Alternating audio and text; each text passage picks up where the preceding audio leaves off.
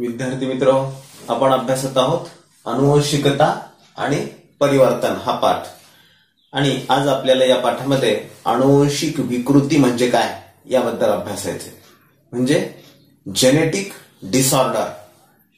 याबद्दल आपण या पाठामध्ये अनुवंशिकता म्हणजे काय, अनुवंश कशाला म्हणतात याबद्दल अभ्यासलं। कशाला म्हणतात अनुवंश? सजीवामध्ये किंवा मानवामध्ये आणि सर्व प्रकारच्या सजीवामध्ये हे सजीवातील गुणधर्म माता पित्यांकडून अपत्यांमध्ये संक्रमित होण्याची प्रवृत्ती म्हणजे असतो अनुवंश।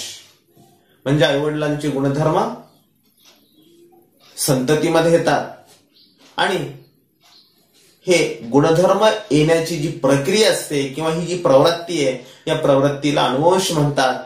म्हणून आपण आपल्या आईवडिलांप्रमाणे दिसतो, आपण आपल्या आईवडिलांप्रमाणे असतो। आपला आवाज, आपल्या त्वचेचा रंग, केसांची रचना, डोळ्यांची रचना हे जसं अनुवंशानं आपल्यामध्ये येतं तसं आपल्या आईवडिलांमध्ये असणारे काही दोष सुद्धा किंवा त्यांच्यामधल्या विकृती सुद्धा आपल्यामध्ये येत असतात। आणि हे नेमकं का होतं? असे काय बदल होतात आपल्या शरीरामध्ये किंवा आईवडिलांचे दोष आपल्यामध्ये येण्यासाठी कारणीभूत घटक कोणकोणते असतात त्याबद्दल आपल्याला यामध्ये अभ्यासायचे। या अगोदर आपण हे जाणून घेतलं की अनुवंशिक गुणधर्म आईवडिलांकडून आपल्यामध्ये किंवा संततीमध्ये येण्यासाठी गुणसूत्र कारणीभूत असतात, जनुक कारणीभूत असतात।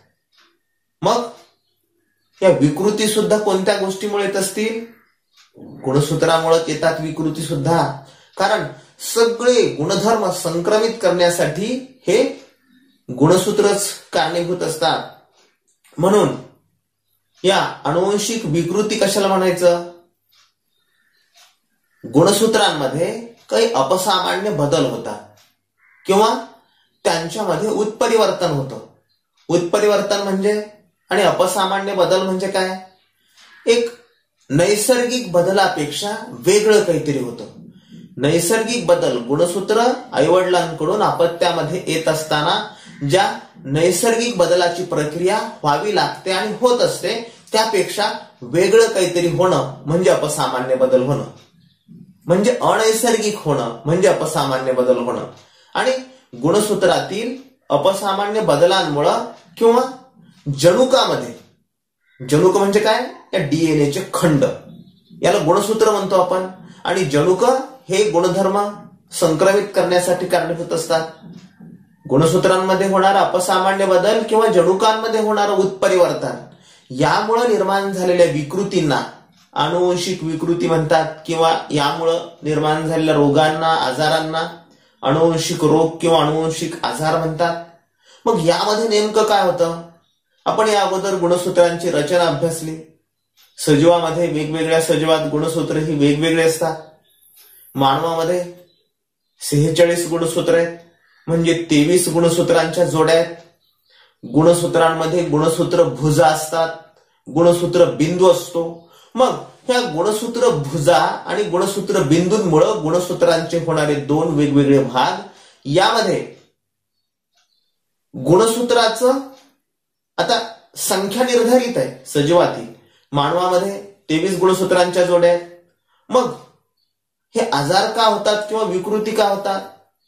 तर नंबर 1 महत्वाचं कारण गुणसूत्रांचं आधिक्य होणे, म्हणजे 23 गुणसूत्रांच्या जोड्यांऐवजी एखादी जोडी वाढणे किंवा एखादा गुणसूत्र वाढणे। एकूण गुणसूत्र किती असतात? 46। मानवाचा विचार केल्यानंतर आपण मानवामधल्या विकृतीबद्दल अभ्यासणार आहोत। मानवामध्ये 23 गुणसूत्रांच्या जोड्या म्हणजे 46 गुणसूत्र असतात। गुणसूत्रांचं आधिक्य होणे हे एक अनुवंशिक विकृतीचं कारण आहे। म्हणजे एखादं गुणसूत्र वाढला किंवा गुणसूत्र कमी होणे, गुणसूत्रांची कमतरता। 46च्या ऐवजी 45च गुणसूत्र झाली म्हणजे काय? गुणसूत्र बिंदूंमुळे गुणसूत्राचे दोन भाग होतात। गुणसूत्र भुजा ह्या समान आकाराच्या, आता सगळ्यांमध्ये समान आकाराचे असतात का? प्रत्येक सजीवामध्ये गुणसूत्रांचा आकार, गुणसूत्रांचा आकारमान हा वेगवेगळा असतो। मग याच्यामध्ये ह्या गुणसूत्रांच्या भुजा सर्वसाधारणपणे समान असतात, परंतु एखादी भुजा लहान होणं किंवा एखादी मोठी होणं अशा प्रकारचा बदल झाला तरी देखील अनुवंशिक विकृती निर्माण होतात, किंवा एखाद्या गुणसूत्र भुजेचा लोप होणं म्हणजे ती गुणसूत्र भुजाच नष्ट होऊन जाणं, किंवा तिचं स्थानांतरण होणं, इथली गुणसूत्र भुजा निघून दुसरीकडे जाणं, अशा प्रकारे काहीतरी अपसामान्य बदल होतात, अनैसर्गिक बदल होतात आणि या सगळ्या कारणांमुळे या अनुवंशिक विकृती निर्माण होतात. मग ही अनुवंशिक विकृती निर्माण झाल्यामुळे काय होतं, तर जन्माला येणारं जे बालक आहे, हे जन्माला येणारं बालक अपंग जन्माला येतं. उदाहरणार्थ काय अपंगत्व येतं याच्यामध्ये, सर्वसामान्य जन्माला आलेली बालक यांचं निरीक्षण केलं असता नैसर्गिकपणे जन्माला आलेलं बालक आई वडिलांप्रमाणे असतं, अनुवंशानं गुणधर्म संक्रमित होतात, किंवा आजी आजोबांसारखं किंवा त्याच्या घरामध्ये असणारे काका काकू यांच्या कोणाचे तरी गुणधर्म त्याच्यामध्ये येतात, संक्रमित होतात. परंतु हे अपसामान्य बदलांमुळे त्या बालकाचे ओठ दुभंगलेले येतात. किंवा आणखी दुसरी गोष्ट, साधारणपणे मानवाच्या त्वचेला एक वैशिष्ट्यपूर्ण रंग असतो आणि हा रंग आपण गोरा किंवा काळा म्हणतो, परंतु गहूवर्णीय रंग हा मानवाच्या त्वचेला असतो आणि हा त्वचेला येणारा रंग हा आपल्या त्वचेमध्ये असणाऱ्या मेलॅनिन नावाच्या रंगद्रव्यांमुळे असतो. मग हे जन्माला येणारं बालक एकदम पांढरं शुभ्र म्हणजे काय, ते गोरही नाही, गहूवर्णीय नाही आणि काळं तर अजिबात नाही, कोड फुटल्यासारखी त्याची त्वचा निपजते. आणि मग हे असं बालक याला वर्णकहीनता म्हणतात. म्हणजे याच्यामध्ये वर्णकच नसतं, ते मेलॅनिन नावाचं रंगद्रव्यच नसतं. एकतर दुभंगलेले ओठ जन्माला येत असतानाच त्याचे होतात, किंवा वर्णकहीनता यासारखे आजार, किंवा आणखीन एक आता हा कोविड-19 अर्थात कोरोना या रोगानं जसं जगभरामध्ये थैमान घातलं, त्याच पद्धतीने या रोगाच्या बातम्या संपता येत तर आपल्या महाराष्ट्रामध्ये विदर्भामध्ये सिकल सेल्स ॲनिमिया या रोगाचा देखील प्रादुर्भाव वाढत आहे, अशा प्रकारच्या बातम्या आल्या आणि अजूनही येत आहेत. हा सिकल सेल ॲनिमिया नावाचा आजार देखील अनुवंशिक विकृतीमुळे येणारा आजार आहे. हा काय असतो सिकल सेल ॲनिमिया किंवा वर्णकहीनता, म्हणजे त्वचेमध्ये मेलॅनिनच्या अभावामुळे निर्माण होणारी विकृती किंवा आजार, याला वर्णकहीनता म्हणतात. तर आपण दुभंगलेले ओठ, आपण काय कारण सांगतो दुभंगलेले ओठ जन्माला आलेल्या बालकाचे असतील तर त्याची कारण आपण काय सांगतो, अंधपणानं, ग्रहणाच्या दिवशी आईनं काहीतरी काकडी, वांग, टरबूज अशी काहीतरी पदार्थ चिरले असतील म्हणून दुभंगलेले ओठ घेऊन बालक जन्माला आलं, किंवा आई झोपली असेल ग्रहणामध्ये म्हणून त्याचे डोळे बंद आहेत म्हणून त्याला दिसत नाही. ही कारणं सर्वस्वी चुकीची आहेत. या कारणांना कसल्याही प्रकारचा शास्त्रीय आधार नाही. ग्रहण चालू असताना आई झोपली किंवा आईनं वांगे बटाटे चिरले किंवा आणखी एखादं काम केलं किंवा नाही केलं तर याचा विपरीत परिणाम बालकावर अजिबात होत नाही. हे कोणत्याही कसोटीवर न टिकणारी बाब आहे. सर्वात अगोदर आपण हा शास्त्रीय दृष्टिकोन जोपासत असताना या गोष्टी डोक्यातून काढून टाकणं गरजेचं आहे. का काढून टाकायच्या? या गोष्टी जर आपण काढून नाही टाकल्या तर आपल्याला खरी कारण काय आहे हे समजणार नाही. आणि म्हणून खरी कारण काय, या गुणसूत्रांचं अधिक्य होणे, गुणसूत्रांची कमतरता होणे, गुणसूत्रांचं स्थानांतरण होणे, एखाद्या गुणसूत्रांचा भाग लोप पावणे किंवा एखाद्या गुणसूत्राचं अधिक्य होणे किंवा गुणसूत्रांमध्ये अपसामान्य बदल होणे, या गोष्टीमुळे किंवा जनुकामध्ये उत्परिवर्तन होणे, या बाबींमुळे या अनुवंशिक विकृती तयार होतात. याच्या पाठीमागं पूर्वजन्माचं पाप नसतं, याच्या पाठीमागं ग्रहण वगैरे या गोष्टी तर अजिबात नसतात. या सगळ्या घडामोडी नैसर्गिक घडामोडी आहेत. जसा सूर्य उगवतो, रात्र होते, अमावस्या येते, पौर्णिमा येते, तसं हे ग्रहण देखील येत असतात. आणि मग यावेळी आईनं काय करावं आणि काय करू नये याबद्दलचा दिशानिर्देश आपल्याकडं काही भोंदू आणि धर्म मार्तंड करत असतात. आईनं काही करू नये सांगतात. काय? झोपू नये, जेवू नये किंवा भाज्या चिरू नये. तिने काय करावं? श्वास घ्यावा का नाही घ्यावा तिने? पण असे प्रश्न आपल्या मनामध्ये निर्माण व्हायला हवे. म्हणजे याचा आणि त्याचा कसलाही संबंध नसतो, तर अनुवंशिक विकृती ह्या अनुवंशानं आई वडिलांमध्ये असलेले जे दोष आहेत ते बालकांमध्ये येत असतात. आणि म्हणून हे टाळण्यासाठी आपल्याला काय करता येतं किंवा काय करावं लागेल आणि कोणते आजार येतात याबद्दल आपल्याला याच्यामध्ये अभ्यासायचे. दुसरा आजार मी तुम्हाला सांगत होतो, विदर्भामध्ये सिकल सेल अॅनिमिया नावाचा आजार आला. हा काय सिकल सेल अॅनिमिया नावाचा आजार? हा आपल्या शरीरामध्ये दोन प्रकारच्या पेशी असतात सामान्यपणे, एक तांबड्या पेशी आणि दुसऱ्या पांढऱ्या पेशी. तशा आणखी पेशींचे वेगवेगळे प्रकार आहेत, परंतु रक्तामध्ये असणाऱ्या ह्या तांबड्या पेशी आणि पांढऱ्या पेशी यांचा जर विचार केला तर तांबड्या पेशींमध्ये होणारी विकृती म्हणजे सिकल सेल अॅनिमिया आहे. तांबड्या पेशीमध्ये हिमोग्लोबिन नावाचं प्रोटीन असतं. हे हिमोग्लोबिन नावाचं प्रोटीन आपण श्वासामध्ये घेतलेला ऑक्सिजन हे रक्तात मिसळण्यासाठी उपयुक्त असतं. आणि यांचा आकार असतो वैशिष्ट्यपूर्ण या लाल तांबड्या रक्तपेशींचा किंवा लाल रक्तपेशींचा. ह्या साधारणपणे फ्लेक्झिबल असतात, लवचिक असतात. ह्या किती लवचिक असतात? जसं तुम्ही सर्कशीमध्ये किंवा दोरीवरची तारेवरची कसरत करणारे माणसं येतात बघा आपल्या शाळेमध्ये कधीतरी, एवढ्या एवढ्या गोलामधून एक लहान बालक कसं मध्ये शिरून पलीकडे आलं किंवा शरीराचा असा भाग दुमडून पलीकडे आलं, म्हणजे त्याचं शरीर अतिशय लवचिक होतं, त्या लहान गोलामधून सुद्धा येतं. तशा ह्या तांबड्या रक्तपेशी अशा फ्लेक्झिबल असतात. परंतु ज्यावेळेस यांच्यामध्ये विकृती निर्माण होतात त्यावेळेस त्या सिकल सेल, सिकल म्हणजे काय? सिकल हा इंग्रजी शब्द आहे. सिकल म्हणजे विळा किंवा कोयता. आपण ज्वारी बाजरी काढणी करताना, सोयाबीन काढणी करताना जो वापरतो तो विळा, त्याच्या आकाराच्या ह्या पेशी बनतात, म्हणजे त्याचा आकार बदलतो. आणि याच्यामुळे होणारा हा आजार आहे हा सिकल सेल अॅनिमिया. मग यामुळे काय होतं? रक्तात ऑक्सिजन मिसळण्यासाठी हिमोग्लोबिनची आवश्यकता असते आणि या नरम असणाऱ्या सेल ताठर बनतात किंवा कडक बनतात.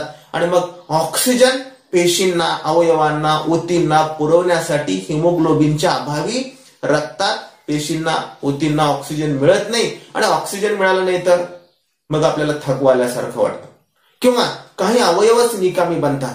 यकृतासारखा अवयव आपला निकामी बनतो किंवा हृदयाचं कार्य बंद पडतं किंवा अजून वेगवेगळ्या विकृती निर्माण होतात आणि शेवटी सिकल सेल अॅनिमियाचा परिणाम मृत्यूमध्ये होतो.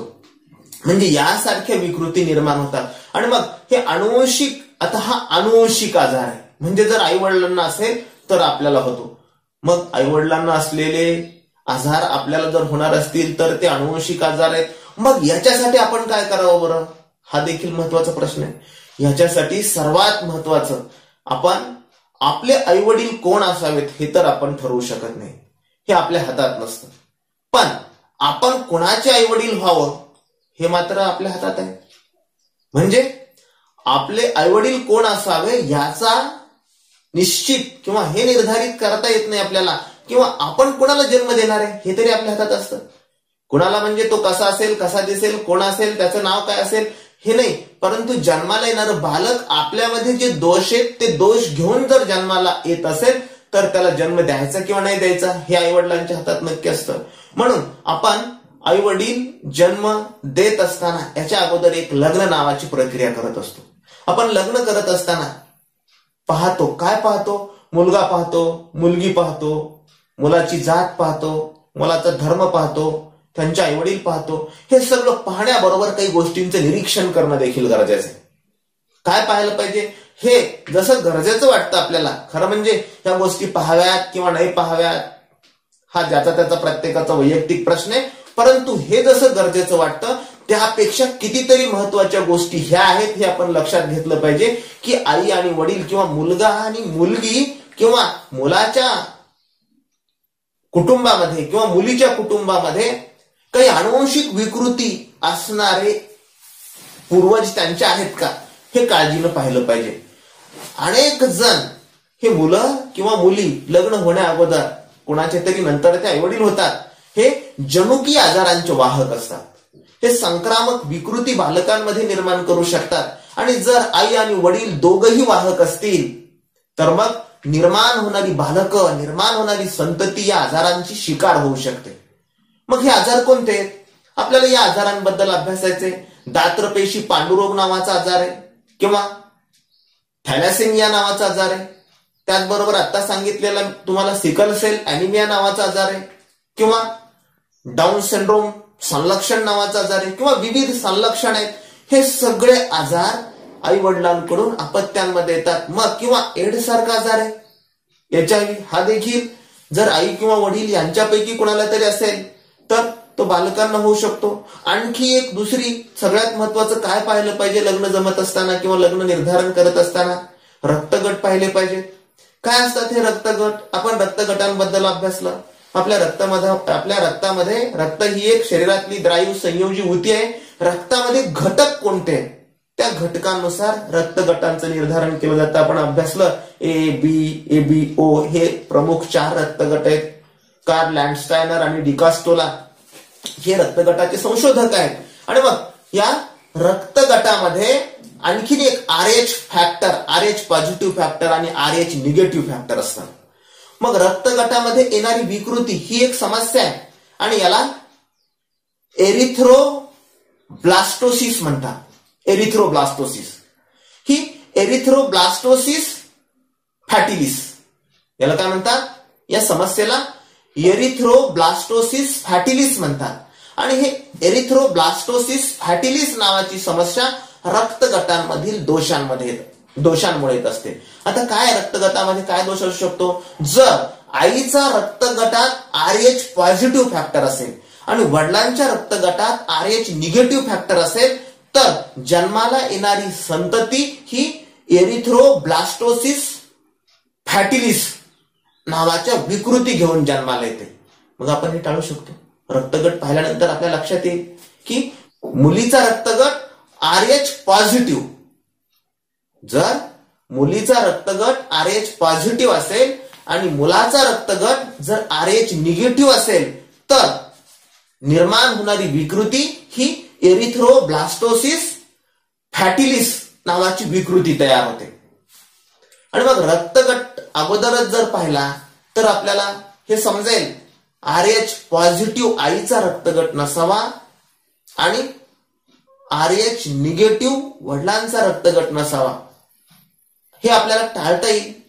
म्हणून हे जर पाहिलं तर जन्माला येणाऱ्या संततीमध्ये गंभीर समस्या निर्माण होऊ शकतात. आणि अशा या समस्या जशा आहेत तशी आणखी दुसरी एक समस्या रक्त आणि रक्तगटाशी संबंधित हिमोफिलिया नावाची एक समस्या. काय असते हिमोफिलिया? हिमोफिलिया म्हणजे साधारणपणे आपल्या शरीराला एखादी जखम झाल्यानंतर शरीरामधून रक्तप्रवाह बाहेर येतो आणि काही वेळानं रक्तामध्ये एक प्रोथ्रॉम्बिन नावाचं प्रोटीन असतं. हे रक्त गोठवण्यासाठी काम करतं आणि रक्त गोठतं, रक्त थांबतं. परंतु ज्याला हिमोफिलिया आहे त्याच्या शरीरामधून रक्त बाहेरच येत राहतं. कधीपर्यंत येत राहतं? जोपर्यंत शरीरातलं रक्त संपून जात नाही तोपर्यंत. ही देखील एक अनुवंशिक विकृती आहे. हे सगळे अनुवंशिक विकृतीची उदाहरणे आहेत. माणसामध्ये साधारणपणे 46 गुणसूत्र म्हणजे 23 गुणसूत्रांच्या जोड्या असतात. प्रत्येक गुणसूत्राचा आकार सारखा नसतो. प्रत्येक माणसामध्ये या आकारमानामध्ये विविधता असते. तुम्हाला या आकृतीमध्ये दिसतीये प्रत्येकाच्या. आणि या गुणसूत्रांच्या जोड्या आहेत. या गुणसूत्रांच्या जोड्यांना आपल्या लक्षात येण्यासाठी काही क्रमांक दिलेले आहेत. एकूण 23 जोड्या म्हणजे 46 गुणसूत्र आहेत. या 23 जोड्यापैकी 22 जोड्यांना अलिंगी गुणसूत्र म्हणतात. म्हणजे ते लिंग निदान किंवा लिंग निर्धारण करत नाहीत. तर 23वी जोडी ही लिंगी गुणसूत्रांची जोडी असते. ती जन्माला येणारं बालक पुरुष जन्माला यावं किंवा स्त्री जन्माला यावं, मुलगा व्हावा की मुलगी व्हावं याचं निर्धारण करणारी 23वी गुणसूत्रांची जोडी असते. आणि साधारणपणे स्त्रीमध्ये ही 23वी जोडी म्हणजे काय? 23वी जोडी म्हणजे 22 गुणसूत्र. किती झाले? 22 म्हणजे 22 गुणसूत्रांच्या जोड्या म्हणजे 44 गुणसूत्र झाले. स्त्रियांमध्ये 44 अधिक XX अशा गुणसूत्रांच्या जोड्या असतात. किती? स्त्रियांमध्ये हे 44 अधिक XX हे कोणामध्ये असतं? स्त्रीमध्ये असतं. तर पुरुषामध्ये कसं असतं 44 अधिक XY हे पुरुषात असणारे गुणसूत्र आहेत आणि या गुणसूत्रांना लिंगी गुणसूत्र म्हणतात. म्हणजे लिंग निदान करण्यासाठी, लिंग निर्धारण करण्यासाठी या गुणसूत्रांचा उपयोग होतो. आणि मेंडलनं आपल्या प्रयोगामध्ये मग हे जनुकीय विकृती कशा माता पित्यांकडून अपत्यांमध्ये संक्रमित होतात याबद्दल सांगितलेले आपण याच्या अगोदर वाटाण्याच्या प्रयोगामध्ये अभ्यासलं. मेंडलनं वाटाण्याच्या झाडावर केलेले प्रयोग, तिथे त्यांनी प्रभावी आणि अप्रभावी गुणधर्म सांगितले होते. प्रभावी म्हणजे काय, जे संतती मध्ये येतात अनुवंशानं त्याला प्रभावी म्हटलं, आणि जे येत नाहीत ते अप्रभावी. म्हणजे प्रभावी म्हणजे फार चांगले ना, प्रभावी म्हणजे फार वाईट असं नाही, परंतु जे संततीमध्ये येऊ शकतात ते प्रभावी आणि एक अप्रभावी. आणि यामध्ये मग मानवी पेशीत गुणसूत्रांची संख्या आणि त्यांचं त्या गुणसूत्रांचे लिंग सापेक्ष प्रकार किंवा जनुकांचे प्रकार या आकृतीमध्ये दाखवल्याप्रमाणे त्याच्यामध्ये मग प्रभावी आणि अप्रभावी हे असे गुणसूत्र असतात. आणि या सगळ्यांचा जर विचार केला तर मग अनुवंशिक विकृती कशा उद्भवतात, नेमका अपसामान्य बदल काय होतो, त्यांचं संक्रमण कसं होऊ शकतं अनुवंशिक विकृतींचं, हे आपल्या लक्षात येतं. आपल्याला यामध्ये अनुवंशिक विकृती म्हणजे काय हे लक्षात घेणं गरजेचं आहे. आता त्या नेमक्या अनुवंशिक विकृती कोणकोणत्या आहेत आणि मग त्या टाळण्यासाठी आपण काय करावं लागेल किंवा त्याच्यावर उपाययोजना काय याबद्दल आपल्याला यानंतर अभ्यासायचे.